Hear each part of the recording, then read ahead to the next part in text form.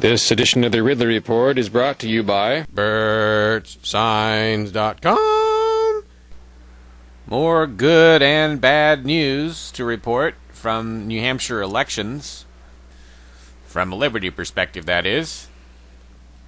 Dennis Goddard at freestateblogs.net is reporting that a Free Stater has won a race for selectman.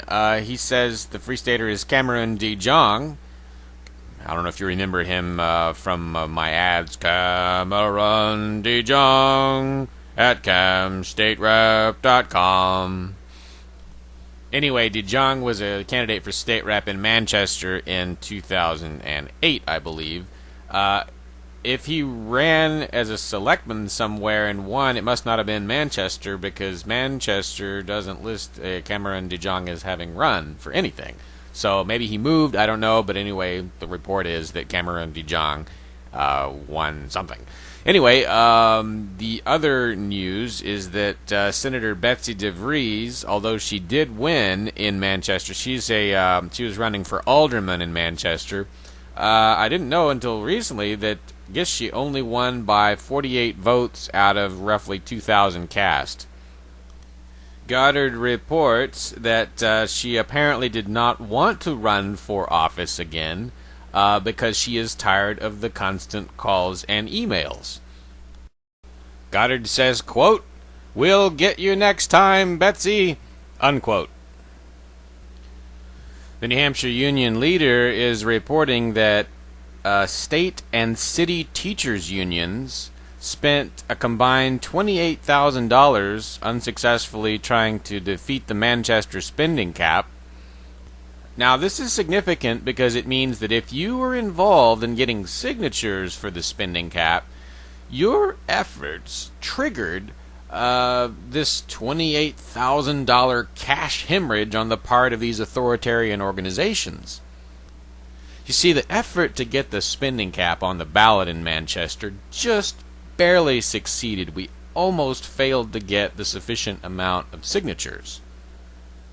So if you were even moderately involved in that effort, then you changed the course of New Hampshire history, and you triggered, again, $28,000 of expenditures on the part of the most dangerous organizations in the state. That's $28,000 that will not be available next year to hurt you and indoctrinate children. If the comments on unionleader.com are any indication, the efforts to defeat the spending cap backfired and were perceived as threats to withhold city services. Another piece of Manchester news, this probably not so good. Republican Michael Garrity was voted off the Board of Aldermen. He was an incumbent, a supporter of the spending cap. He was no liberty activist, but his defeat is probably not very good news if you're interested in seeing that city budget under control. The final piece of spending cap news is that the battle is not over. Pro-spending individuals have promised that they will fight the spending cap using the courts. So my question for Manchester residents would be, if your will is thwarted in the courts, are you ready to take the next step and do what some of us have been doing from time to time? Civil disobedience. Now, there is a final piece of Liberty news, and that is that Liberty activist David Murotake, I hope I'm saying that correctly, has won election to Nashua's Board of Education.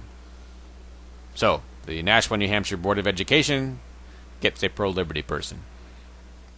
It's a start. Are you running a campaign in New Hampshire? Or do you just want to spread a message here? birdssigns.com can help. Stick signs, bumper stickers, banners, built for you with unimpeachable manners. Yep.